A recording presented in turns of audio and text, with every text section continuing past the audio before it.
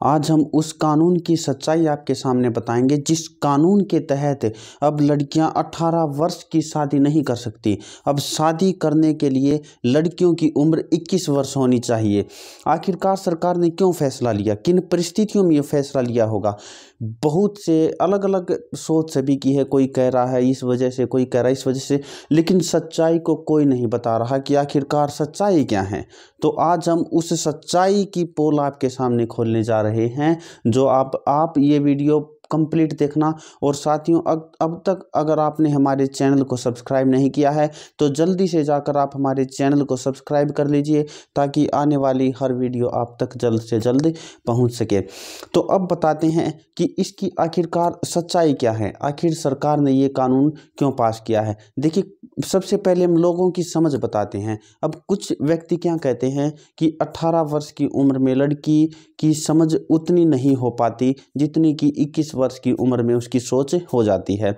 मतलब वो इतनी समझदार ही नहीं बन पाती, वो परिवार को संभालने के लायक नहीं होती है। कुछ मायने तक ये सही है, लेकिन ये भी पूरा सच नहीं है। उसके बाद कुछ व्यक्तियों की समझ ये होती है कि 21 वर्ष की लड़की अपनी पढ़ाई पूरी कर लेती है।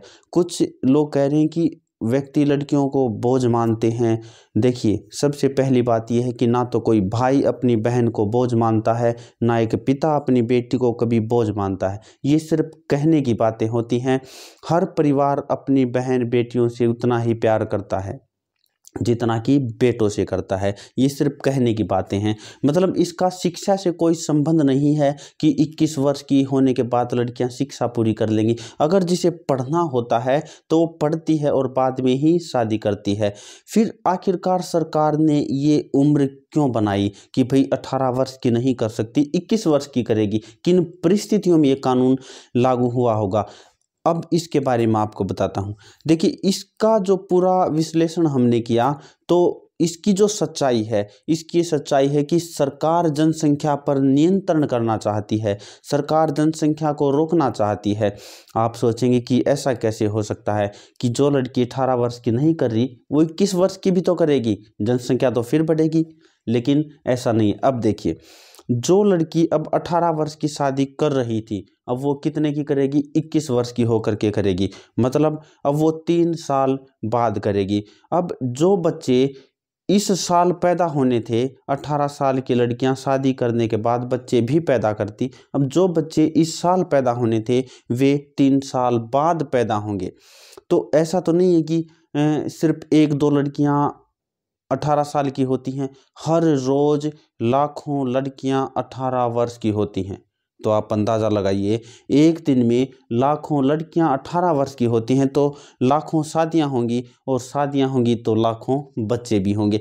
तो जो बच्चे आज पैदा होने थे वे बच्चे 3 साल बाद पैदा होंगे, और ये क्रम के अनुसार हर रोज चलता रहेगा। तो आप इनकी मल्टीप्लिकेशन देखें तो यहाँ पर हम मल्टीपल करें तो यहाँ पर ये बहुत बड़ा आंकड़ा बन जाता है। ये आंकड़ा लाखों में नहीं, यह आंकड़ा करोड़ों में बन जाता है। तो सबसे जो मेन बात है, जो इसकी उम्र जो बढ़ाई गई है, तो यही मुद्दा है।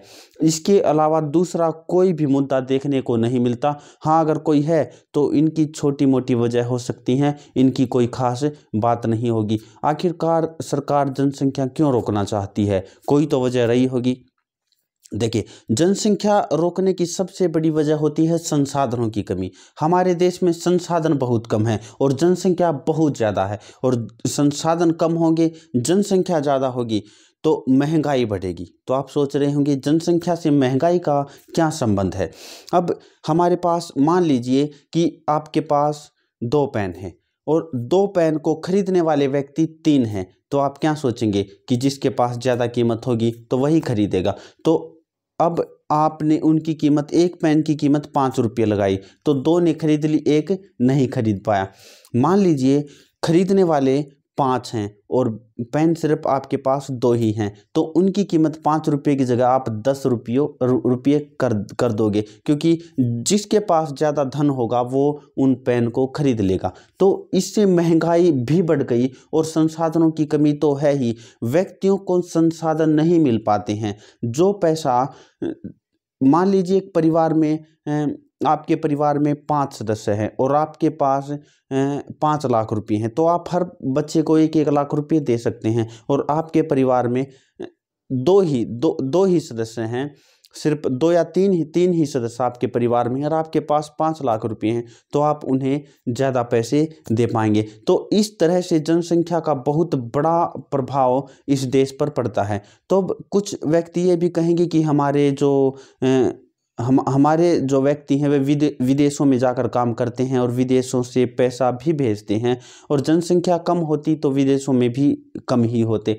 तो ये कहना बिल्कुल ही गलत होगा, क्योंकि उनके पास संसाधन थे। जो विदेशों में गए, जो व्यक्ति विदेशों में जाता है उनके पास संसाधन होते हैं, अच्छी शिक्षा होती है, और जिस व्यक्ति के पास अच्छी शिक्षा नहीं होगी वो विदेश में नहीं जा पाएगा। मतलब सिर्फ थोड़े व्यक्तियों के पास ही अच्छे संसाधन थे जो कि विदेश में चले गए।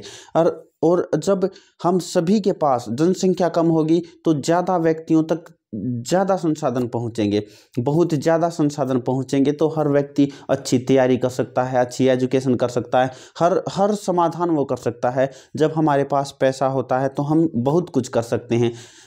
और इसी वजह से ये जो कानून है वो लेकर के आया गया है, और इस कानून में कोई भी बुराई नहीं है, ये होना चाहिए था। लेकिन पिछली सरकार इस काम को नहीं कर पाई और मोदी सरकार ने इस काम को कर दिया है। साथियों, हमारा उद्देश्य आपको सच्चाई पहुंचाना था, और आपकी क्या राय है आप हमें ये राय बता सकते हैं। और अगली वीडियो में साथियों हम आपसे फिर मुलाकात करेंगे। और एक और आपसे रिक्वेस्ट है कि जिसने भी सब्सक्राइब नहीं किया है वो हमारा चैनल को सब्सक्राइब कर दे, और ज़्यादा से ज़्यादा इस वीडियो को आप शेयर करें ताकि हर व्यक्ति तक पहुंच सके। और मैं आपको हर रोज़ यहाँ पर दिखाई दूंगा, इस चैनल पर आपके सामने हर रोज़ कोई ना कोई वीडियोज मैं ज़रूर लेकर के आऊँगा।